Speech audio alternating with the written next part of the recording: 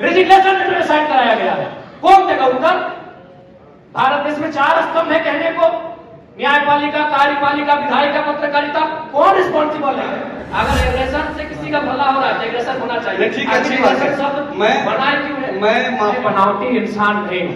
आप सबसे इजाजत लेता हूँ। ठीक है, आप सभी को शुभकामनाएं। अंदर कुछ हिंसक विचारधारा आई है, ठीक है, मैं स्वीकार करता हूँ, खुले मंच पे स्वीकार। हमें मंच पे रोका के इसके लिए आपका साधुवाद, आपका धन्यवाद। आपका बहुत बहुत धन्यवाद, आभार कि आज के इस कार्यक्रम में हमें जगह मिली है। जहाँ तक मेरे सपनों का झारखंड, तो मैं उन महापुरुषों से भिन्न नहीं हूँ, चाहे वो बिरसा भगवान रहे, तिलका मांझी रहे, विनोद बिहारी महतो रहे या शहीद निर्मल महतो रहे, मैं उनसे भिन्न नहीं हूँ। मैंने उन्हीं की परछाई को, उन्हीं के विचारों को आत्मसात करके राजनीति में कदम रखा है। तो मेरा मानना है कि झारखंड अलग राज्य की लड़ाई जिन मुद्दों के साथ लड़ी गई थी वही मेरे मुद्दे होंगे। झारखंड अलग राज्य की लड़ाई में जो सोच के साथ इस राज्य को अलग किया गया था कि जब ये राज्य अलग होगा तो यहाँ के युवाओं के पास क्या अधिकार होगा, जब ये राज्य अलग होगा तो यहाँ के किसानों के पास क्या स्वतंत्रता होगी, मेरे मुद्दे वही होंगे। झारखंड जो हमारे झारखंड के नाम में छुपा है, झाड़ यानी जंगल, खंड यानी जमीन का एक भूभाग, और हमारी जो निरंतर लड़ाइयां रही हैं आदिकाल से, वो इसी विषय को लेकर रही है। तो जब मैं विधानसभा के चुनाव में जाऊंगा, मेरा पहला मुद्दा इस राज्य में एक सुदृढ़ स्थान नीति का रहेगा। चूंकि मैं जिन क्षेत्रों से आता हूं वो कोयलांचल का क्षेत्र है। आज भी मैं जब कोयलांचल से होकर आया तो लोगों ने अपनी समस्याओं को लगभग 15-20 आवेदन मेरे पास पड़े। जब मैं एक सामान्य सा बालक हूँ, मैं एक साधारण सा बालक हूँ और मुझे प्रतिदिन 15 से 20 समस्याओं को सुनना पड़ता है, जो समस्याएं होती है जमीन से संबंधित। इसलिए मेरा मानना है कि जमीन संबंधित जो कानून जो आज हमारे राज्य में है भी, CNT, SPT, लेकिन जो लोग सरकार में बैठे हैं उनके मैनिफेस्टो में शामिल होने के बाद भी प्रभावी रूप से लागू ना हो पाना, प्रभावी रूप से उन विषयों पर चर्चा नहीं कर पाना, उनको संरक्षण ना दे पाना एक बहुत ही गंभीर विषय है। और मेरा मानना यही है, चूंकि मैं किसान वर्ग से भी संबंध रखता हूँ, एक किसान का बेटा हूँ, तो मेरे हिसाब से जो जमीन संबंधित मुद्दे हैं वो मेरे प्राथमिक मुद्दे होंगे। उसके बाद आज छात्रों की समस्या देख सकते हैं। आज CGL के छात्र, जैसे CGL के छात्र आज धरने पर बैठे हैं। विगत जो पहला एग्जाम हुआ था उस एग्जाम में धांधली हुई, इस एग्जाम में धांधली का मामला सामने आ रहा है। तो इससे एक बेहतर नियोजन नीति हो और इस तरीके से एग्जाम को लिया जाए कि धांधली ना हो, गड़बड़ी ना हो, और महत्वपूर्ण सबसे कि अन्य राज्य से लोग जो हमारी हकमारी कर रहे हैं वो कम से कम रुके। उसके लिए मेरे पास मेरी योजना होगी कि हम लोग प्रखंड स्तरीय भाषा के आधार पर एग्जाम लेंगे। क्योंकि भारतीय संविधान आर्टिकल 15-16 इस बात का उल्लेख करता है कि हम जात के आधार पर भेदभाव नहीं कर सकते हैं, हम धर्म के आधार पर भेदभाव नहीं कर सकते हैं, हम उद्गम स्थान के आधार पर भेदभाव नहीं कर सकते, हम लिंग के आधार पर भेदभाव नहीं कर सकते हैं, लेकिन भाषा का कहीं जिक्र नहीं है। तो मेरा मानना है कि सरकार को इस विषय पर सोचना चाहिए। हम लोग अगर सरकार में आते तो इस विषय पर सोचेंगे कि जो प्रतियोगिता की परीक्षाएं होंगी वो हमारी भाषाओं में होंगी। फॉर एग्जाम्पल, जैसे मान के चलिए कोई हिंदी का पेपर आता है परीक्षा में, उसमें एक सवाल आता है कि आंख का तारा इसका मतलब क्या होता है, आग बबूला होना इसका मतलब क्या होता है। तो झारखंड के अभ्यर्थी के साथ साथ इस सवाल का उत्तर बिहार के अभ्यर्थी को भी मालूम है, इस सवाल का उत्तर उत्तर प्रदेश, मध्य प्रदेश, राजस्थान के अभ्यर्थी को भी मालूम है। लेकिन अगर हम अपनी भाषा को प्रमोट करेंगे, अपनी कल्चर को अगर प्रमोट करेंगे प्रतियोगिता परीक्षाओं में, और वहाँ सवाल ये रहेगा, मान के चलिए मैं धनबाद के तोपचांची ब्लॉक से आता हूँ और वहाँ एक मुहावरा चलता है, पखर करे हाथ करे करे जान, ना ये राजस्थान को समझ में आएगी ना ये उत्तर प्रदेश को समझ में आएगी। इससे क्या होगा कि नियम भी बना रहेगा और हमारी जो नौकरियों में हकमारी हो रही है वो भी सुरक्षित रहेगा। लेकिन जयराम जी, आपका जो आंदोलन शुरू हुआ वो भाषा के आंदोलन से ही शुरू हुआ। उसमें एक नारा भी लगा कि भोजपुरी भाषा नहीं चलतो।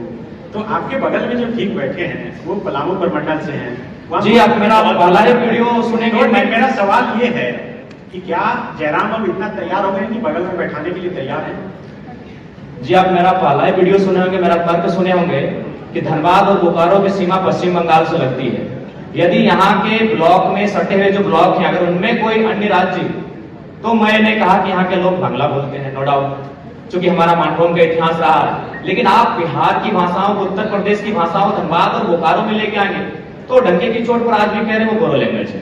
आप उनको अगर पलामू में लेके आएंगे तो मुझे आपत्ति नहीं है, आप उनको कोडरमा के कुछ प्रखंड में लेके आएंगे मुझे आपत्ति नहीं है। जो बिहार राज्य के सीमावर्ती क्षेत्र हैं, यदि आप वहां भोजपुरी मगही की बात करते हैं तो समझ में आता है, धनबाद और बोकारो में लेके आएंगे तो बोरो लैंग्वेज है। उनमें से क्या है? इस तरह से जयराम जी कह रहे हैं कि भाषा के आधार पर यहाँ सिलेबस में शामिल हो जानी चाहिए। छात्र हैं और वर्तमान में पीएचडी का स्कॉलर हैं। विनोद बिहारी महतो विश्वविद्यालय धनबाद से इंग्लिश लिटरेचर में पीएचडी कर रहे हैं। और बिल्कुल आज से 2 साल पहले मेरा ना ये कैरेक्टर था, ना मेरा ये व्यवहार था, ना मेरा ये स्वरूप था। लेकिन यदि आप पा रहे हैं कि मेरे अंदर आक्रामकता आई है, यदि आप पा रहे हैं कि मेरे अंदर कुछ हिंसक विचारधारा आई है, ठीक है, मैं स्वीकार करता हूं, खुले मंच पे स्वीकार करता हूं। लेकिन एक बात बताइए, यहाँ जितने भी प्रबुद्ध लोग बैठे हैं, जब मैंने कुछ ऐसी बातों को कहा जिनमें हिंसा प्रतीत हो रही है, लेकिन उस बात को समर्थन करने वाले 99% होते हैं। जैसे हाल ही फिलहाल आपको मेरा बागमारा का वो वीडियो क्लिप पूरे देश में वायरल हो रहा है, जिसमें मैं एक बोतल को टेबल में पटक रहा हूं। उस वीडियो को जो अपने आप को सो कॉल्ड पढ़े लिखे मानते हैं, उन्होंने कहा कि नहीं ये गलत है, लेकिन 99% लोगों ने कहा कि नहीं ये सही है, ये लड़का ठीक कर रहा है। अब सवाल ये है कि ठीक है, मेरी बातों में हिंसा है, लेकिन हिंसा की विचारधारा को 99% लोग पसंद क्यों कर रहे हैं? ये इस राज का सबसे बड़ा कारण है। यानी इसका कारण ये है कि आज एक आम व्यक्ति लोकतांत्रिक भारत में, अलग झारखंड राज्य में, स्वतंत्र भारत में इतना दबाया जा रहा है, इतना सताया जा रहा है, इतना उसका दमन, इतना दोहन किया जा रहा है, उसके साथ इतना अत्याचार किया जा रहा है, तो मेरे इन विचारों को पसंद कर रहा है, लाइक कर रहा है। उदाहरण के लिए जो बागमारा को लेकर आप चर्चा कर रहे हैं, जिस वीडियो की, जिस मेरे वीडियो को आज पूरे देश में लगभग 50 लाख से ज्यादा लोगों ने देखा, मैं आपको थोड़ा बता ही देता हूं। वहां बीसीसीएल की एक योजना है, बीसीसीएल खनन का कार्य करती है। ये आपको भी मालूम है कि अब सारी कंपनियां टेंडर देती है। वहां टेंडर दिया है संजय उद्योग को और खेमका कंपनी को। वहां जो मजदूर है 2018 से काम कर रहे हैं, यानी 6 साल है। 6 साल से उनका वेतन वही का वही है। और सबसे ताज्जुब और हैरत की बात है कि उनका एचपीसी वेतन 32,000 होता है। ताज्जुब कीजिएगा और लोकतंत्र के होने पे शर्म भी कीजिए, उनको 6,000 वेतन मिलता है।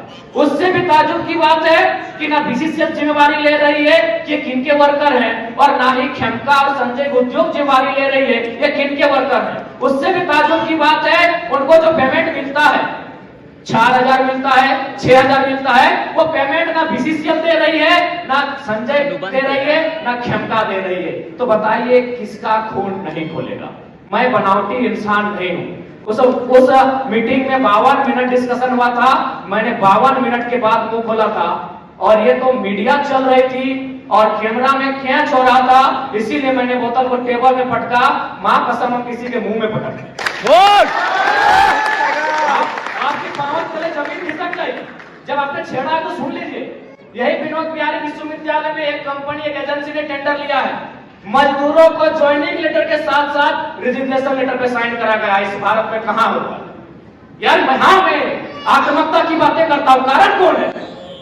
रेजिग्नेशन लेटर पे साइन कराया गया है, कौन देगा उत्तर? भारत देश में 4 स्तंभ है कहने को, न्यायपालिका, कार्यपालिका, विधायिका, पत्रकारिता।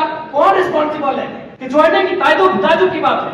ज्वाइनिंग लेटर भी मिला है और उनको साइन भी करा लिया है। क्या बोलते हैं आप? रेजिग्नेशन लेटर, रिजाइन लेटर पे भी साइन करवाया गया है।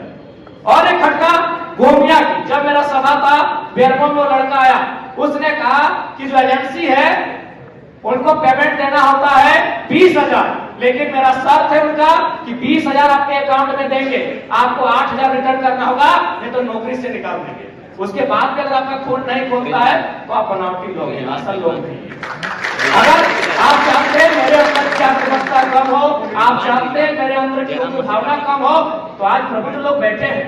आज माननीय मंत्री दीदी बैठी है, आज माननीय मंत्री महोदय बैठे हैं, मंत्री 3 मंत्री बैठे हैं, आज प्रदेश अध्यक्ष महोदय बैठे हैं, सांसद महोदय बैठे हैं, झारखंड मुक्ति मोर्चा के खिलाफ पालनहार में बैठे, आज विधायक मैडम बैठी है, यहाँ के विधायक बैठे हैं, यहाँ के विधायक बैठे हैं।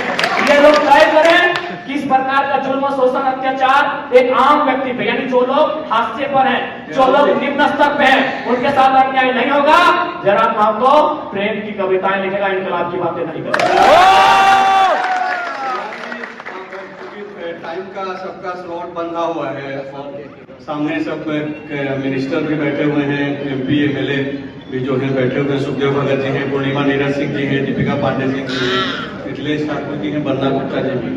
तो हम लोग नेक्स्ट सेशन शुरू करेंगे। जी बिल्कुल। सेशन को समाप्त अगर एग्रेशन से किसी का भला हो रहा है तो एग्रेशन होना चाहिए। नहीं, ठीक है, अच्छी बात है। सब मैं बनाए क्यों है? मैं माफी मांगते हुए आप सबसे अब इजाजत लेता हूँ। माफी क्या? आप सभी को शुभकामनाएं। माफी जयराम जी, आपने जयराम हमें मंच पे मौका दिया, इसके लिए आपका साधुवाद, आपका धन्यवाद। आप आए उसके लिए।